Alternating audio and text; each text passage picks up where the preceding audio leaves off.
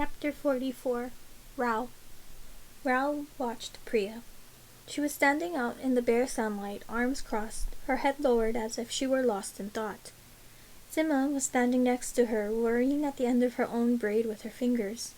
If anything, Sima looked far more agitated than Priya.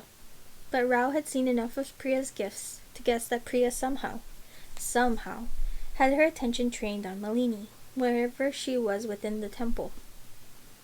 "The Empress has made a fast friend of that one," Prakash said. He found the heat harder than most, and had seated himself beneath the parasol with his charioteer fanning him. Rao made a meaningless noise, and Prakash took it as encouragement, as Rao had expected he would. "She keeps her even closer than the sage," said Prakash, referring to Lata. "She keeps her constantly at her side." "Elder Priya was injured," Rao murmured. "She's not injured any more, Prince Rao," said Prakash. He dabbed at the sweat of his brow and with his knuckles. "There will be men who do not appreciate her holding an Ahirani witch in high prestige." "She has few women of similar status that she can talk to," Rao said in response. "When her court is properly established, things will change." Prakash laughed. "Instead of wedding our women for alliances, we will be sending our sisters and daughters to court as emissaries to win the Empress's favor," he said, as if it were a great joke. Shook his head. "It will be a strange business having a woman on the throne." "Prince Rao." A clear, light voice. Rao turned and met the eyes of the priest Mitul. "Will you come with me?" "Me?" Mitul inclined his head. He glanced back at the others. Everyone looked as confused as he felt, but there was nothing to be done save nod in agreement. He climbed to the sandstone steps of the temple, followed Mitul through the archway into a column-lined corridor, and from there through the narrower and narrower corridors that seemed to lead nowhere. "You're not taking me to the Empress, I think," Rao said cautiously. "No, Prince Rao." "I am not familiar with the temples of the mothers, or the traditions of your faith," said Rao, emphasizing his Aloran accent, as if he had not been reared at the hearth of the faith of the Mothers of Flame, alongside the imperial princes of Parijatvipa. "What need do you have of me, a worshipper of the Nameless?" Mitul said nothing for a long moment. He guided Rao across the path next to a central garden courtyard, ushering him into a quiet room, walls carved with a pale, lustrous stone. "I have not always been a priest of the Mothers," Mitul said, "nor has the priest of the Empress has come to meet. I, too, am a Aloran." Rao felt a brief sense of surprise. He had never met an Aloran priest of the Mothers before. His people worshipped the Nameless, but Aditya had become a priest of the Nameless, leaving the Mothers of Flame behind. He supposed it wasn't so impossible for the reverse to happen.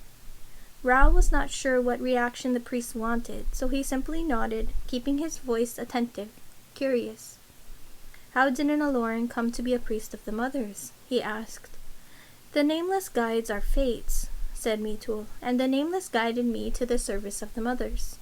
Here I found others who shared my vision." Cryptically put, but Mitul was looking at Rao with his pale eyes. "You believe in the Nameless God, and you believe in the Mothers of Flame." "Of course." "And the Yaksa?" "It is not a matter of belief," Rao replied. "The Yaksa, the Mothers of Flame, the Nameless God, all of them exist, do they not? I do not disagree with your path, but I venerate the Mothers of Flame, and I worship the Nameless God. That was how I was raised." "And the Yaksa?" "I am simply glad they're gone," said Rao. "Ah, Prince Rao," Mitul said with a faint smile. "They are not gone." For a moment Rao was not sure he had heard correctly. "They are not gone," Mitul said again. His pale eyes seemed to cut through Rao before he turned, guiding Rao deeper into the room. "Let me show you the worth of this temple and why priests of the Mothers tend to it so lovingly." Tension knotted its way through Rao's body. It was a feeling somewhere between fear and anticipation. It carried him across the room, held him silent. The Nameless. Somehow he was sure the Nameless God had called him here. The fire of the Mothers burned the Yaksa grievously. Mitul said with his priestly storytelling cadence in his voice. But there were Yaksa who, dying, laid their bodies in Ahiranya's soil. Trees grew from their corpses, or so the Ahiranyi believe.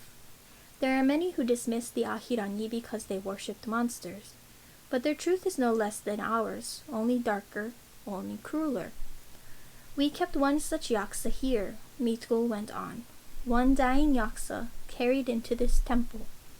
One Yaksa laid in our temple's soil to perish. Its body has not survived the centuries unchanged or intact. It is no more than wood, strange and rich with heat, but nonetheless no more than wood. He touched his fingertips to a long box that lay on a high table. Then, a decade ago, it began to change. He lifted the lid. Inside it, Rao could see soil, rich, soft earth, and upon it, an arm. At first, Rao had thought it was human. Nameless help him. In the course of war, he had seen many severed limbs. He knew the shape of one, the absolute horror of a limb flung upon a battlefield, still human and freshly alive, fingers curling, knuckles scarred, garbed in some poor soldier's broken armor. The thing within the box resembled an arm. It had 5 fingers curling toward a palm, a wrist with jutting bones, the shadow of veins beneath thin skin, leading to the jut of an elbow, an upper arm cut ragged. But the veins, even in the dim light, were the green of sap. The skin was not skin, but wood. If a hand had carved it, and Rao was certain no hand had, then it would have been called beautiful workmanship, eerily lifelike. Roots, white and green, emerged from the stump, sinking into the soil. It was alive. The priests of the mothers reared in Parijat do not know the meaning of what lies before them, said the priest. They see this arm and do not understand. But we who serve the mothers but also come from other branches and other faiths, we see with clearer eyes. We understand. This, he said, is yours now. He raised the box and held it forward. Rao took a reflexive step back. This should be shown to the Empress. It is yours. It should be hers. She needs to be told of this immediately. The Empress already knows, said Mitul, and if she does not, my teacher will tell her. He is wise in such matters. Why give this to me? Rao demanded. Why me of all the men waiting beyond this temple? Why part with it at all? This is no temple to the nameless, but the nameless speaks everywhere, said Mitul. You have named and crowned your Empress. You have followed her through months of endless war. And now she finally turns her face to Harshingar and the throne. It is the nameless god's voice, and the mothers alongside it, who tell me it must be you. And you know it too, Prince Rao. You hear it in your heart. He held the box forward again once more. You know what must be done. Rao stared at him. Does the nameless not speak in your heart? The priest's voice was kind. Does the nameless now show you the way? Rao knew what his heart said, but he couldn't do what it urged him to do. He had a duty here on the path that lay before him, in the battle that awaited Malini at Harshingar. If there was a voice in his heart always tugging him away, turning his footsteps back, then he had no right to listen to it, no right to follow it. But he held out his hands and took the box of stone, and the Yaksa's severed limb with it. It fit into his waiting hands like it belonged there. He stepped out into the central gardens of the temple. There were no monastery gardens of the nameless, no gleaming grasses and fruit-heavy trees, no water-laden plinths for seeking visions. There were flowers, and only flowers, gently flowering jasmine blossoms, vibrant pink roses, and some bursts of yellow oleander, lovely and poisonous. And across from him stood Malini. Malini was standing under the cover of the temple's columns in soft shadow. Whatever the priest had said to her had left no mark. She looked as calm as ever, the wind catching the pale folds of her sari, a few stray flower petals from the shrine caught in her hair. She was looking down at him, and as she stared, and he stared back, a slight frown creased her brow. He wondered what she could see in his face. I did not expect to find you here, she said. She swept forward unhurried. The frown had settled, fixing in place. Did you come in search of me? Malini, he said. No. She said nothing. She looked at him and looked at him with those dark eyes that were a mirror of Aditya's and Chandra's. I am going to Aditya, he said. The words wrenched their way out of him. I must. He tightened his hands against the box. He could not lie to her. He owed her this truth. The reason for his fractured loyalty. The priest told me the Yaksa are returning. He could not explain, so he simply opened the box, and she peered in. Her face went very still. A limb of wood, she murmured. A message, he said. Proof that Aditya's visions are true, and proof to me that I should follow my instincts. What the Nameless has been telling me in my heart. He let out a shaky breath. Malini, he said, I have to go back to Aditya. I have to go back to Saketa.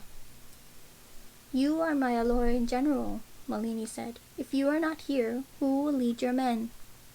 My commanders are wise and able, Rao said. She would not part with his soldiers then. He was not surprised by that. I trust them to you. My father would support me in this. Would he? Malini said non-committally. She looked at him, measuring him up. There was new coolness in her tone when she said, A priest spoke to me of Yaksa too, Rao.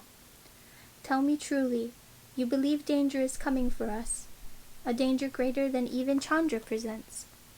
I do, he said. And you think the answer lies with Aditya, not with me? A strange urgency to her tone. I think there is something Aditya must do, he said. I think he has a purpose, and if the crown is your purpose, then his is something else altogether. And I must help him find it. Ah, Rao, she murmured, bitterness and fondness twining together in her voice. Always the helper. If that is my role in life, it isn't such a bad one, he said. I only ask, Empress, that you give me permission to fulfill it. If I deny you, won't you simply slip away in the night? Her mouth curled, not quite a smile. It was too knowing for that. I don't believe I would, he said after brief hesitation. She caught it. Of course she did. Then you don't really know yourself, she said. You followed your name across the empire. You sought me out for its sake, and now you've been handed a new purpose. You'll follow it pitilessly, no matter what demands I place on you. So I shall not place any. He could say nothing. It was true, the kind of true that struck him through swift and brutal as an arrow. You may take the bare minimum of men you need to reach Saketa safely, Malini said after a moment.